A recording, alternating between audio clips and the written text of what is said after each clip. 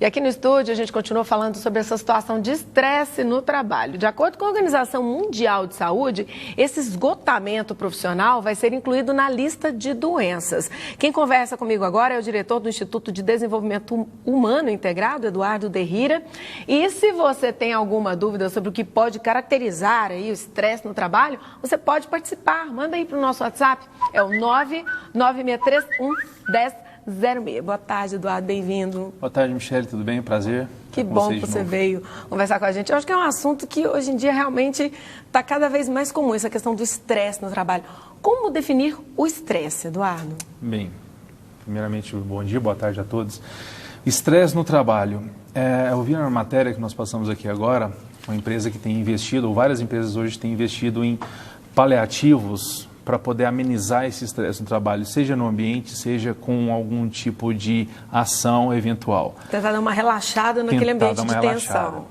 Porém, com a pressão do dia a dia, só para você ter uma ideia, cerca de 32% dos brasileiros, a cada 100 milhões de brasileiros, 32% começam a sofrer de síndromes por conta de estresse no trabalho, chamada, né, síndrome de burnout. Então, para você ter uma ideia, o que causa isso? O excesso de pressão por resultados hoje, ela é muito grande. Então, qualquer empresa hoje passa para os seus funcionários o seguinte: você tem que bater a meta, você tem que chegar no horário, você tem que ter um monte de obrigações. Então, esses paliativos que a gente faz no ambiente de trabalho ajuda muito, com certeza. Só que o bom relacionamento interno, a segurança para a pessoa trabalhar, ela conta muito mais. A gente pode falar que tem níveis de estresse, por exemplo, tem. Um está mais estressado, um já está um pouco mais tranquilo, para a pessoa ter uma avaliação, falar assim, não, eu já não estou bem, estou passando. Tem.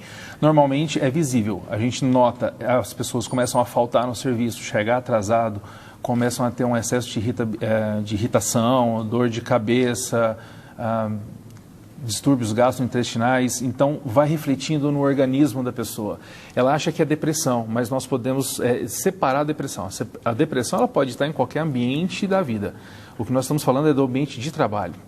Então, é desencadeado pelo ambiente de trabalho. Então, no corpo a gente começa a sentir esses efeitos. Falta de vontade de fazer as coisas, então o exercício físico abaixa, a gente começa a dar uma resposta nas pessoas, então a irritação ela vem. Quando a gente começa a olhar isso, tem níveis. Então, a pessoa está começando, a gente às vezes não dá muita atenção. E aí vai aumentando, até que, para você ter uma ideia, hoje ela é até uma doença que tira a pessoa do trabalho, ela pode se afastar por causa disso. Pois é, essa nova decisão aí da Organização Mundial de Saúde é importante, Sim. Porque até então a situação às vezes era vista como uma frescura, um chilique do funcionário, tô meio...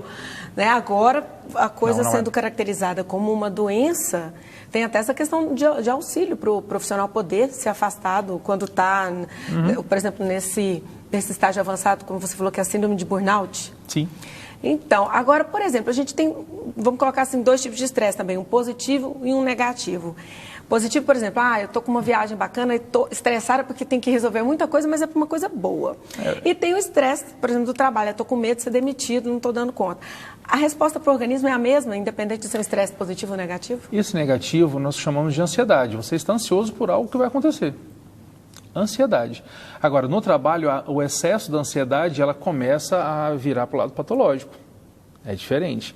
Porque você tem casa para sustentar, você tem emprego, você tem carreira, você tem muita coisa envolvida. Então, é outro tipo de estresse. Na sua opinião, quais as principais causas do estresse no trabalho?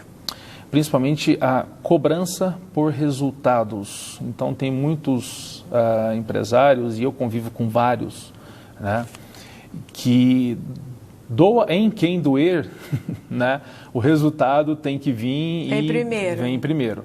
E aí a saúde a gente acha que é um estresse, acha que não conta muito, mas no final das contas nós temos afastamentos, temos até aposentadoria por conta disso.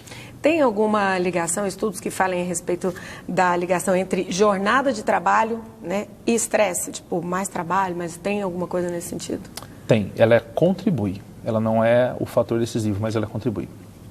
Olha, o Eduardo Derrira, que é especialista em RH, vai continuar aqui com a gente. Se você começou a escutar nosso bate-papo aqui e está pensando, se está com dúvidas, está rolando estresse no seu ambiente de trabalho ou tem algum exemplo que quer compartilhar com a gente, anote aí o nosso WhatsApp, é o 99631-1006. A gente vai para o intervalo.